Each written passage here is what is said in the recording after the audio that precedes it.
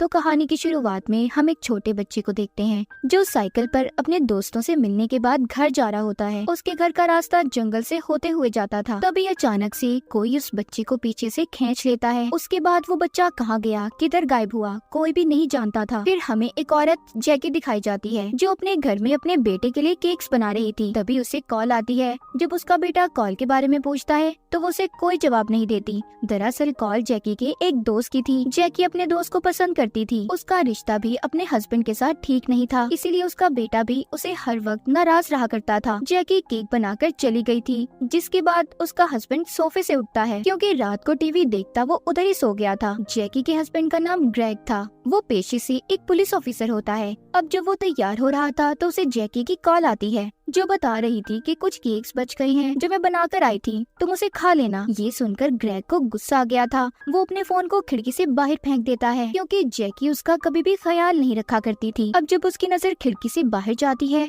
तो वो एक कप देखता है जिसमें बुझी हुई सिगरेट्स पड़ी थी। उसे लग रहा था कि शायद ये काम उसके बेटे का है। उसे अब अपने बेटे पर शक हो रहा था। खैर तैयार होने के बाद ग्रेग पुलिस स्टेशन जाता है जहाँ पर उसे उसी बच्चे के मिसिंग यानी कि लापता होने का केस मिलता है, जिसके बारे में हमने कहानी के शुरू में देखा था, जो जंगल से लापता हुआ था। उधर जैकी जब अपने घर में आती है तो उसे एहसास होता है कि उसके घर में कोई और भी है। अचानक से एक आदमी उसके सामने आ गया था और ये कहता है कि उसे उसके हस्बैंड ग्रेग ने खिड़की ठीक करने के लिए बुलाया था। अब जैकी उस आदमी से पूछती है तुम मेरे घर के अंदर कैसे आए, क्योंकि पहले से घर में कोई मौजूद नहीं था। तो वो बताता है कि दरवाजा आपकी बेटी ने खोला था जो बहुत अच्छे से बात कर रही थी। ये सुनकर जैकी हैरान हो गई थी क्योंकि उसकी तो कोई बेटी नहीं थी सिवाय एक बेटे के। उधर दूसरी तरफ ग्रेग को जंगल में ले जाया जाता है जहाँ से वो बच्चा गायब हुआ था। उन्हें वहाँ पर एक हरे रंग का चाकू मिलता है जो शायद उसी किडनैपर का था जो बच्चों को अगवा किया करता था। इधर ही ग्रेग एक ऑफिसर को बताता है कुछ सालों पहले की बात है,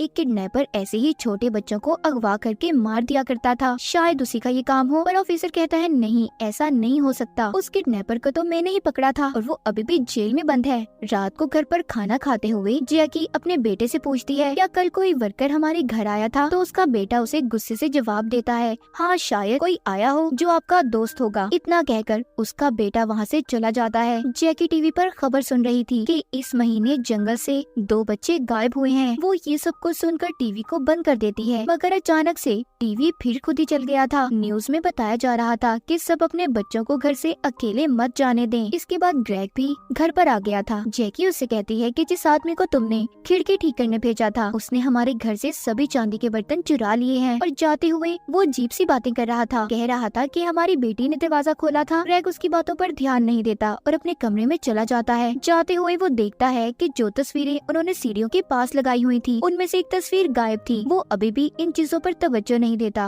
और अपने कमरे में चला जाता है। तभी कमरे में एक चूहा आ गया था। ग्रेग अब उसे पकड़ने उसके पीछे जाता है। वो चूहा उसकी अलमारी में चला गया था। जब वो उसे पकड़ने अलमारी के अंदर गया तो न जाने किसी ने अलमारी के दरवाजे को बंद कर दिया था। ग्रेग दरवाजे को जोर जोर से बजाता है। उसे लग रहा था कि शायद उसका बेटा उसके साथ मजाक कर रहा हो, पर वहाँ पर तो उसका बेटा था ही नहीं।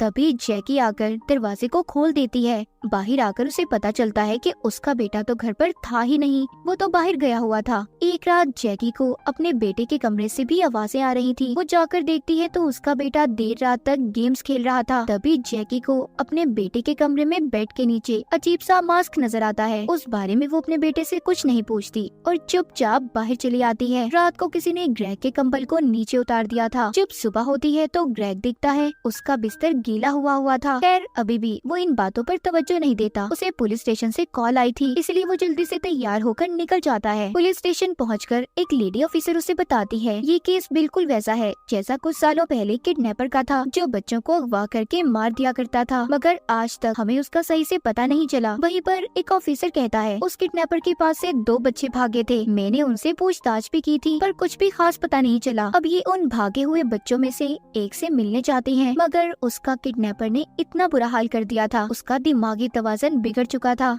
अब खैर ग्रेग दूसरे लड़के का 15 साल पहले दिया हुआ बयान सुनता है, जिसमें उसने बताया था कि वो किडनैपर मुझे अपने घर ले गया, जो एक जादुई घर है और उसे कोई भी नहीं ढूंढ पाएगा। उधर घर में जैकी का दोस्त उससे मिलने आता है। जैकी उसे जाने का कह रही थी, मगर वो तो कुछ भी सुनने को तैयार ही नहीं था। तभी उसके सर में वो ही कप आकर लगता है जिसमें सिगरेट्स पड़ी थी, जिसको ग्रेग ने भी देखा था। अब वो कप खुद ही गिरा था या गिराया गया था, इसका पता हमें कहानी में आगे जाकर चलेगा। जैकी के दोस्त के सर से खून आने लगा था। तभी जैकी उसे बेसमेंट में लेकर आती है और उसकी मरहम पट्टी करती है। वो उससे कहती है कि कुछ देर तुम्हें यहीं पर आराम करना होगा, मेरा बेटा स्कूल चला जाए, फिर मैं तुम्हें डॉक्टर के पास लेकर जाऊंगी। घर में जैकी के बेटे को ऊपर से कुछ आवाजें आ रही थी। इधर जैकी को भी बेसमेंट में कॉल आती है, जो उसके दोस्त के नंबर से ही थी। वो सोचती है कि वो तो उसके सामने बैठा था, तो ये कौन था जो उसको फोन पर तंग कर रहा था। उसका शक उसके बेटे पर जाता है। जब वो घर के अंदर जाती है तो उसका बेटा सीढ़ियों से नीचे उतर रहा था। उसे ये लगने लगा था कि शायद उस कप को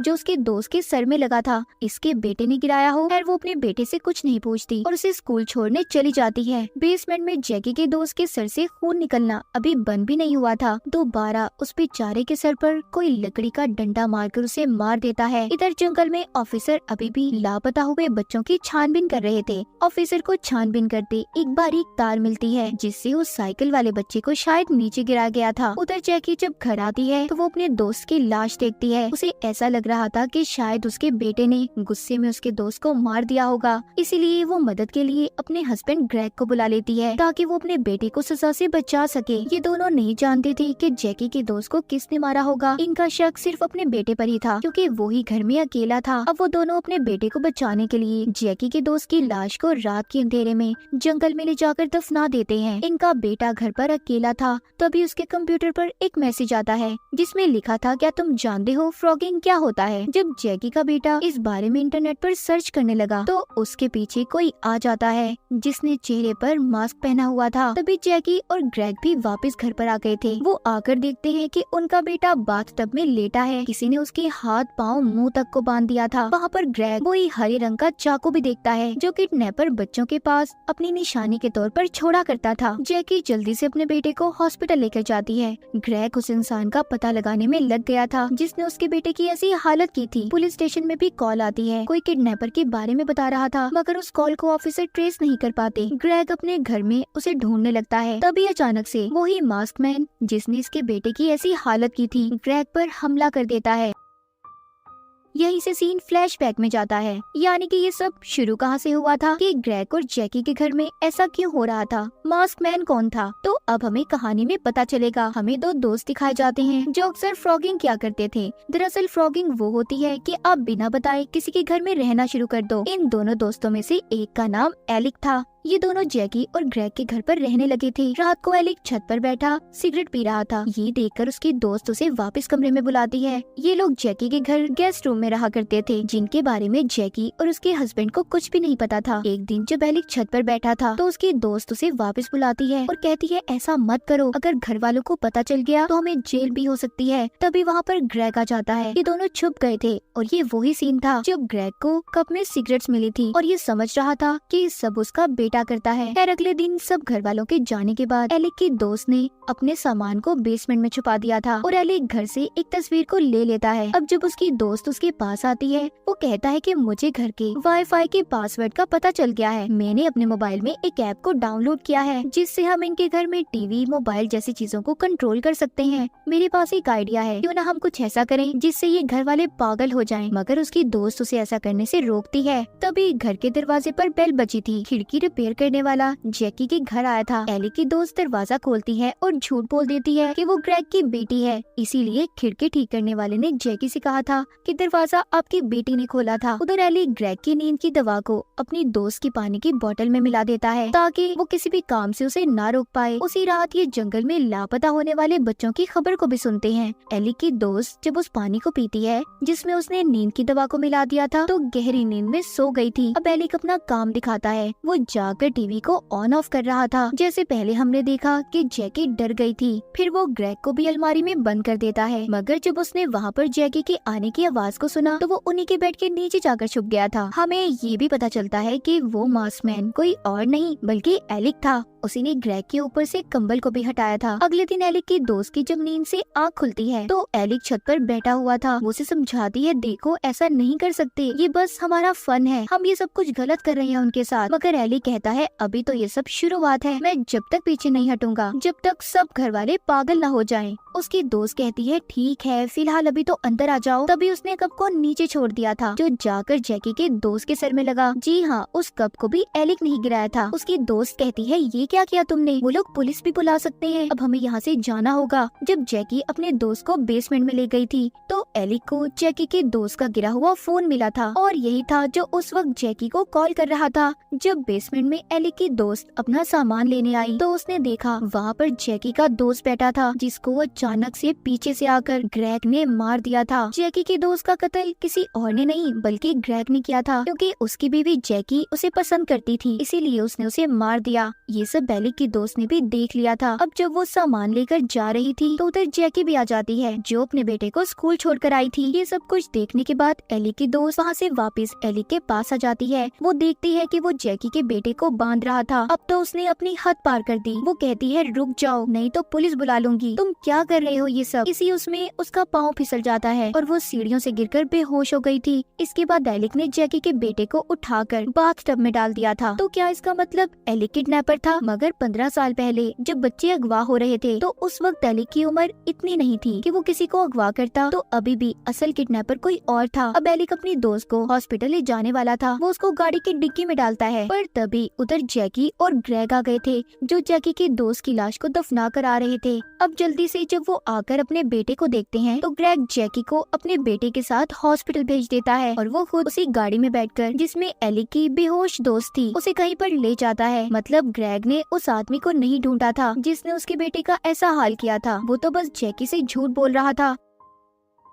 गाड़ी में एलिक की दोस्त को होश आ गया था जिसको ग्रेग चला रहा था और पता नहीं कहाँ जा रहा था। एलिक की दोस्त के पास एक बैग पड़ा था। जब वो उसे खोलकर देखती है तो उसमें उसी बच्चे के कपड़े पड़े थे जिसको हमने कहानी के शुरू में साइकिल पर जाते हुए जंगल में से गायब होते देखा था। साथ ही उसे हरे रंग के बहुत से चाकू भी मिले थे जिसे देखकर एलिक की दोस्त समझ गई थी कि किडनैपर कोई और नहीं बल्कि ग्रेग था। अब वो अपनी गाड़ी रोकता है और कहीं पर चला गया था। एलिक की दोस्त भी उसका पीछा करती है। वो पुलिस को कॉल करके बताना चाहती थी मगर सिग्नल्स की वजह से वो कुछ भी नहीं बता पाती। जो पुलिस कॉल ट्रेस नहीं कर पा रहे थे वो एलिक की दोस्ती कर रही थी क्योंकि उसे किडनैपर मिल गया था। तभी वो जंगल में एक ट्रक को देखती है। अब जब वो वहाँ पर जाती है तो वहाँ पर बहुत से बच्चे थे जिनको ग्रेग ने अगवा किया हुआ था। इससे पहले वो बच्चों की मदद करती, पीछे से ग्रेग आकर उसके मुंह पर शॉपर डालकर उसे बेहोश कर देता है। उसे अपनी गाड़ी से एलिक की दोस्त का कैमरा भी मिलता है जिससे उसे पता चला था कि एलिक और उसकी दोस्त इनके घर में कितने दिन से रह रहे थे, जिसके बारे में किसी को कुछ भी नहीं पता था। अब ग्रेग सब जानने के बाद उसे वापस अपने घर ले आया था। जैसे ही एलिक की दोस्त होश में आती है,